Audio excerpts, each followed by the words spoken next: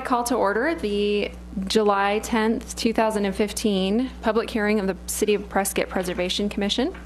Members present at this meeting are, starting at my right, Christy Hastings, I'm out of order here, Russ Buchanan, DJ Butke, Gary Edelbrock has stepped out. It may return soon. On my left is Robert Burford. I am Trinity Shelton, Vice Chairman. Other people, members or planning and zoning staff that are present are Kat Moody and Suzanne Derryberry. This is an open public hearing and is being videotaped and tape recorded by the city. The proceedings are being televised by representatives of the public media, local cable and/or radio stations, and may also be rebroadcast. The number of commission members present is 5. Right now. Currently. It will require 4 votes for a majority. All parties wishing to be heard on an issue are required to raise their hands and be recognized by the chairman or vice chairman, in this case, prior to speaking. Speakers will be expected to state their name and address for the record so that we may know who is speaking and be able to contact them at a later date if necessary. Please turn off any cell phones or electronic devices, and if you haven't already done so, please sign the attendance roster before leaving the meeting. And Gary Edelbrock has joined the meeting, so we now have 6 members present, committee members present, and we'll still require 4 votes for anything to pass. So on our agenda, first item on our agenda is the approval of the minutes of the May 8th, 2015 meeting.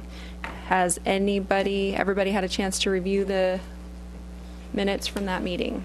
And is there any questions or comments?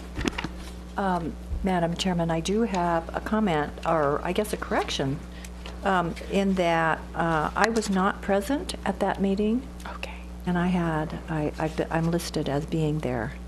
For the May meeting? The May 8th meeting. Okay. Correct. We can get that corrected.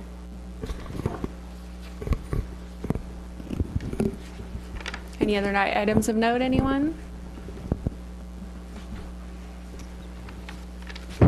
Can we get should we move to approve with the correction that Christy Hastings was not present at that meeting?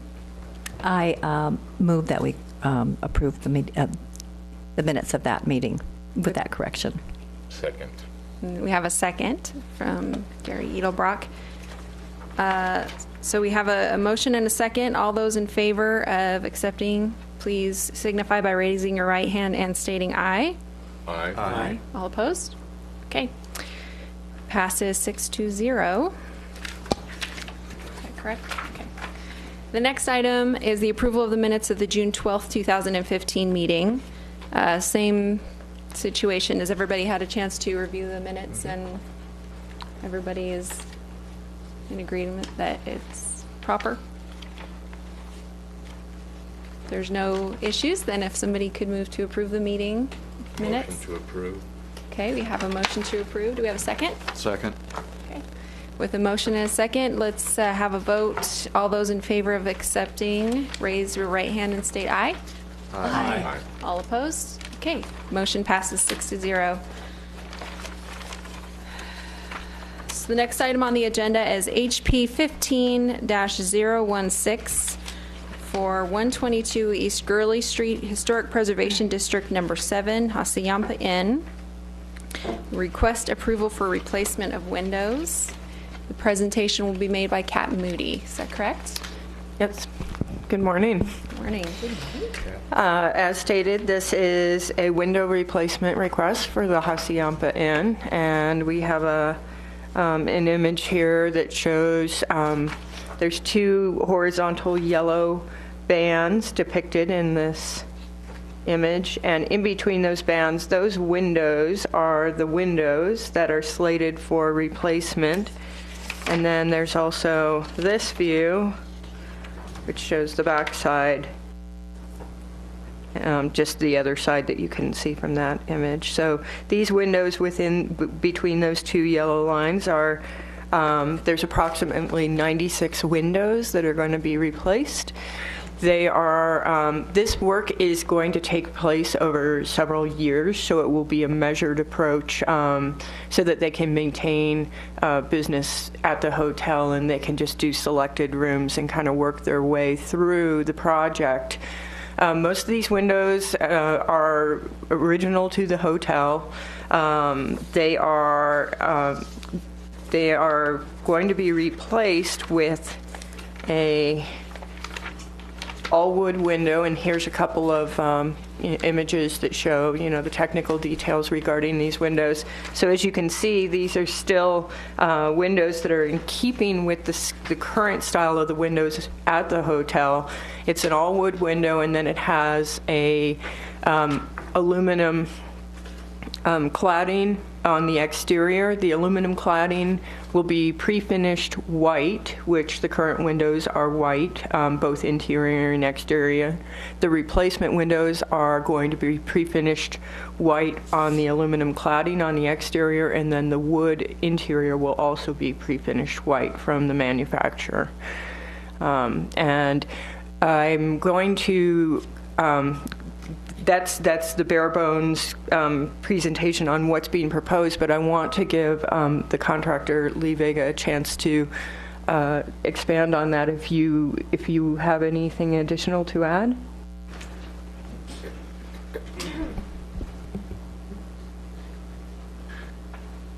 Good morning, Commissioners. Lee Vega, Sun City, Arizona. Good to see y'all again. Not a lot to elaborate. These particular products, as Kat mentioned, are an all-wood construction, and they're not a complete window and jamb replacement.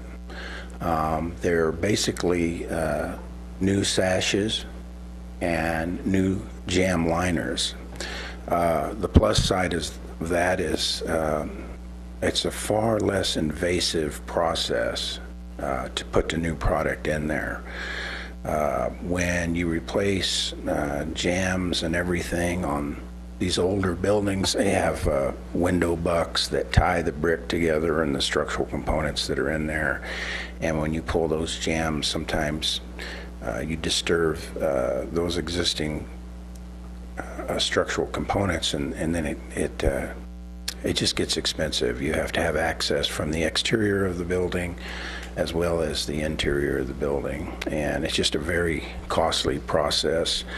Having facilitated that same type of activity on other buildings in like situations previously, it's about $5,000 a window to do that. So there's the economic approach. Can I interrupt just a second? I'm not quite understanding how you're explaining the alternative to just pulling the whole thing out and putting a new unit in. And that would be, you were saying you were going to remove just the jamb? What would be, No, just the windows, the two sash windows, the upper and the lower sash. Just the windows, but not the jamb. Not the jamb. Which is, again, as I was headed there with, it's not only an economical advantage, but it leaves more of the existing structure intact. I'm sure there'll be an individual product that maybe the seals or part of the jambs have decomposed that require a certain amount of removal and replacement. But we're hopeful that that's not going to be the norm. Overall, what is the condition of the jambs throughout the building? Most of them are pretty good. The deterioration is extensive in the sashes themselves and a few of the seals. And when you have the lower seal deterioration, the possibility exists of the lower vertical jambs being deteriorated too. And when you have that same deterioration, sometimes you get into where the window bucks have some damage too that you have to address. So it's basically a window by window scenario that you analyze how extensive the damage is there and so how much you have to replace. And we hope that that's very minimal, just because of the cost factors involved. And as far as the time schedule, what's your estimate right now? You know, we had a 2-year phased approach when we were talking about replacing the windows in their entirety. We believe we can probably almost cut that in half by just replacing the sashes. So much of it is driven by the occupancy of the hotel, what with holidays and the activities with the city of Prescott, and then obviously the weather too. So you only need access from the interior to do this work for the most part, unless you have to address some damage at the jams or the bucks? That's true, and we're hopeful that even most of that can be facilitated from the interior. Okay. Eventually, if we have one that is that bad, we will simply, eventually we're going to be repainting the entire exterior of what's painted white already, because it needs some, needs to repaint, and it needs a little bit of touch up on the exterior. So if we have something that's too bad that requires exterior access to do the windows, then we'll roll that into that particular phase. Okay. So any repair made to a jam sill will be finished to match existing, is that correct? Everything we do will be made to match existing. Okay, thanks. Madam Chairman? Mr. Becky. Yeah, I've got a couple of questions for you, Lee. It looks like visually these things are, these sashes are virtually identical to what's being replaced, although it looks like a little thinner railing on the sides and on the heads. Without having the dimensions in front of me, our intent is to match it as closely as possible. We were able to, after extensive research, find some window manufacturers from the East Coast that do this type of fabrication on a regular basis. We thought we were going to try to do it locally, but we found that the cost was just too prohibitive and the quality of the product wasn't up to what we needed. So every window of the 96 that we replace will be giving a specific number, like window number 1, window number 95, and each one of them will be manufactured to fit that particular opening as closely as possible. As field dimensioned. Yeah, it's a custom manufacture per window. Yeah. My only concern, and actually it's really not a concern, in fact I think it's in keeping with what we try to accomplish, is a slight articulation of new construction versus old construction. You're exactly right. It was my interpretation when I sat where you guys did that there had to be a way to distinguish original from replacement. And in this particular case, the most distinguishing factor is going to be the fact that they are aluminum clad on the exterior, and that's a good giveaway for those with a trained eye, but from the street, you will never know that.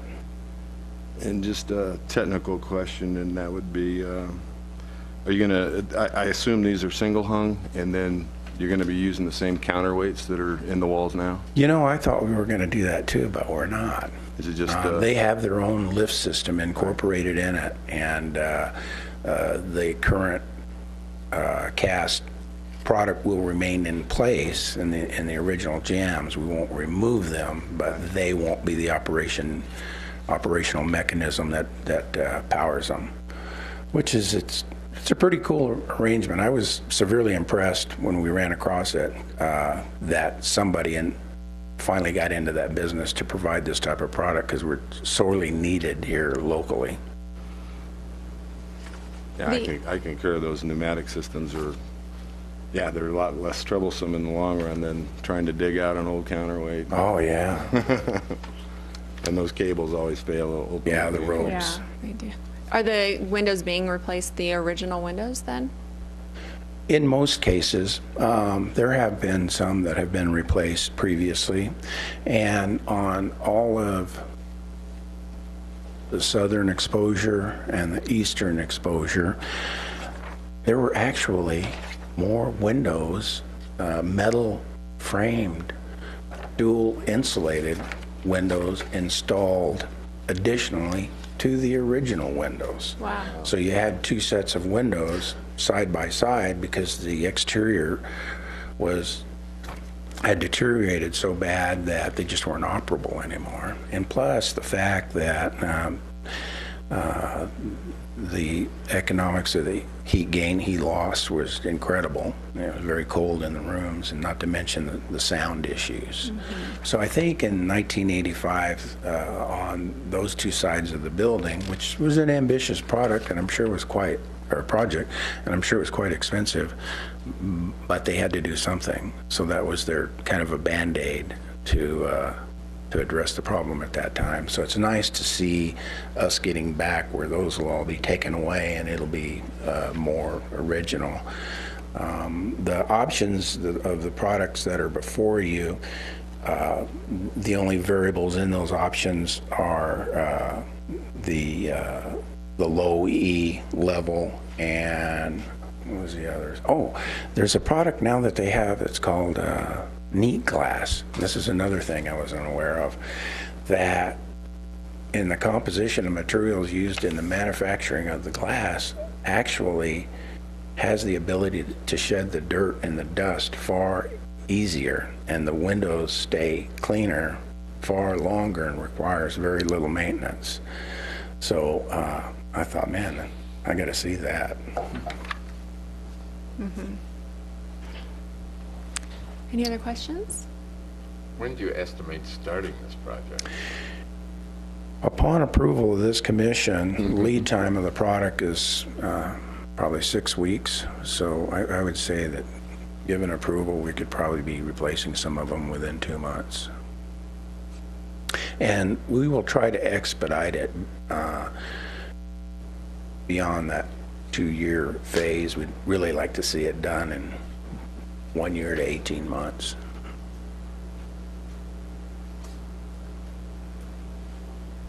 Are there any other questions or comments? Just a comment. I think this is a fine product, and yeah, it's going to definitely increase the efficiency of the building itself. And I'm just glad to have you back up here in town. Appreciate it, DJ. It speaks very well for the owner to understand the importance of investment into that building and his realization of how important it is to keep that building in great shape. And so it certainly reflects well on his ownership. Thanks, guys. Thank you. Well, if we have no further comments or questions, welcome a motion to approve or something like. Motion to approve HP 15-016. And we have a motion. Do we have a second? I'll second that. Okay, we have a second by Ms. Hastings.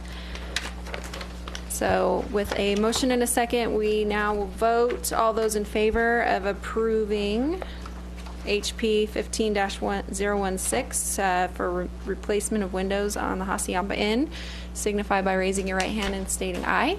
Aye. All opposed? The motion passes 6-0. Thank you, Mr. Vega, for your time. Next item on the agenda is HP 15-017 for 147 North Arizona Avenue in Historic Preservation District number 11 for the Prescott Armory Building. This is a request for approval for interior infill behind and concrete curbing under the south-facing door of the Smoke Eye Pueblo Building, and the presentation will be made by Kat Moody. This is Smoke Eye, is that right? Yes. As indicated, this is for the Smoke Eye Pueblo building. So this is an original door, and I'm going to show you the location of the door, and then I'll show you some historic photos that show this door during the early construction of the building. So this is the south-facing door here that leads onto this front patio. This is the main door into the space now. The door looks like this today.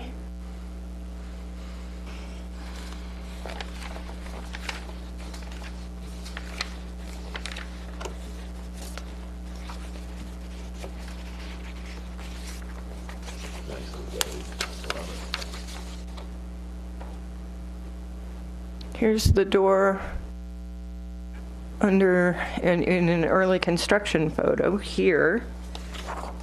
So you can see that patio is still there. And here's the door in a picture with some women working on that front porch. So you can see it's pretty much in its original, I mean, there's been some repairs to it done over the years, but this door has been in place for quite some time.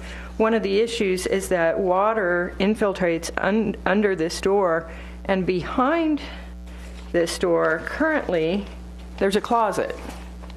And so there's, and these are a little blurry, but well, this one's not too blurry. So this is the shelf with some storage items on the shelf. That's the other side of the door. Oh, I'd love to have people think. So, and you can see, this is the, the interior of that wall, and then this is what is now the door on the other side. So the idea is that this space is going to continue. The space here is the closet, the storage closet, is going to continue to be used as a storage closet, and they want to reduce or eliminate the water infiltration under the door, as well as get some insulation value and better integrity to the wall behind there. So the proposal, and this is a cross section, so this is the current door here. The proposal is to construct this concrete curb, which is just a small 2-inch concrete curb.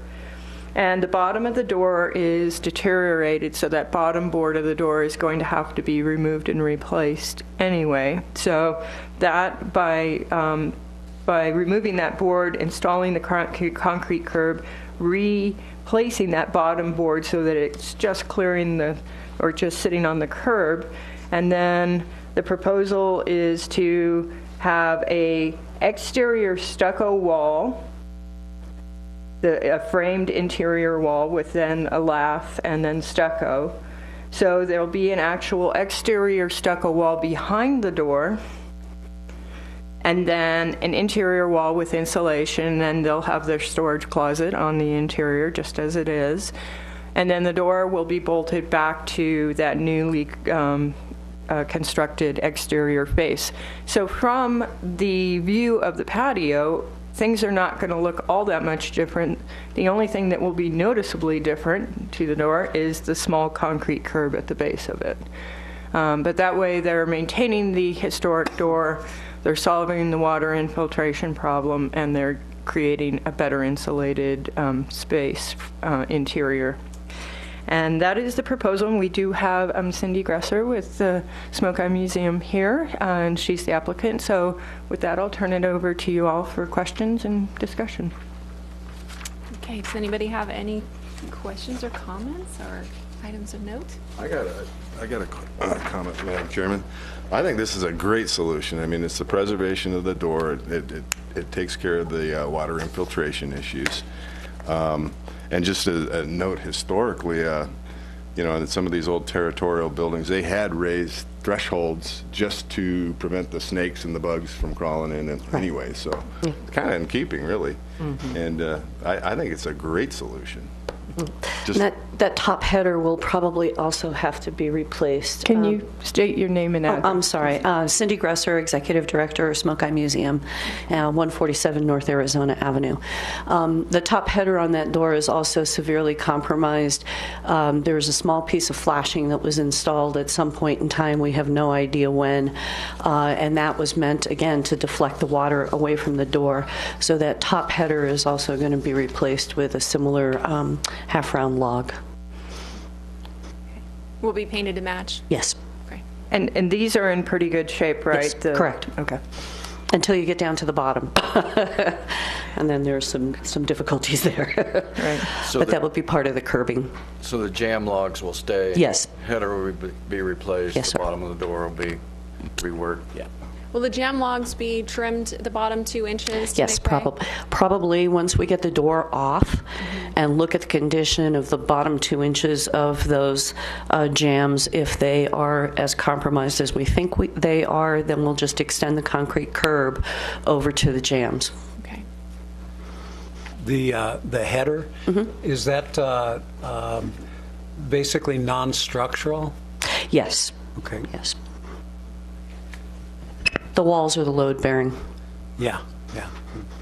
I think it's kind of interesting in this photograph also is that little weep tube down there in the corner. Is that No, it's not a weep tube. It's probably the bottoms of one of our chairs that fell off. No, we didn't get that sophisticated, unfortunately. So currently, this is not a functioning door. People aren't using No, it to come in. no one goes in and out of it. It goes into a storage area that contains, as you can see, Yes. stuff. So no one goes in and out of that door. And Cindy, are you almost, I'm obviously you are, not anticipating ever using that as a door No. again? It's a small room. Again, the Pueblo building is occasionally leased out to the public for public parties and so on and so forth. And so that's where we store the regular groups that come in and use the Pueblo, have stuff. The Prescott regulators meet there, so on and so forth. So we have shelves in there. It contains their bins. Then we have our party stuff in there. It's strictly storage. I know when I was looking at it with you, you had speculated that this may have served as an anteroom for the dancers or the performers, and that's why there were 2 separate entrances right off the same patio. And this was what is now a closet may have been a sort of backstage, entrance type of space. During the war years, they did perform in that space to eliminate the exterior lighting and not doing it at the rodeo ground. So that's when it may have had a purpose like So that. there have always been 2 entrances out that patio, you're saying? Yes. Oh, that's interesting. And then at the rear, that's what we consider our handicapped entrance that has ramp access, and that's used by predominantly members, volunteers, and everybody else that's ever been in the Pueblo. So I'm thinking it would be safe to assume that if for some reason somebody decided to make that door operable again at some point, they could remove that wall that's added to the interior. I mean, we're not messing with anything structural as far as I can tell, so no. just in case. Yeah, they'd have to jack out the curb and do quite a bit of work. I don't ever foresee that happening in the future. Okay, thank you. Appreciate it. Anybody else have any questions or comments? Nope. Thank you. Thank you. Would anybody be willing to make a motion to approve HP 15-017? Motion to approve HP 15017 as presented.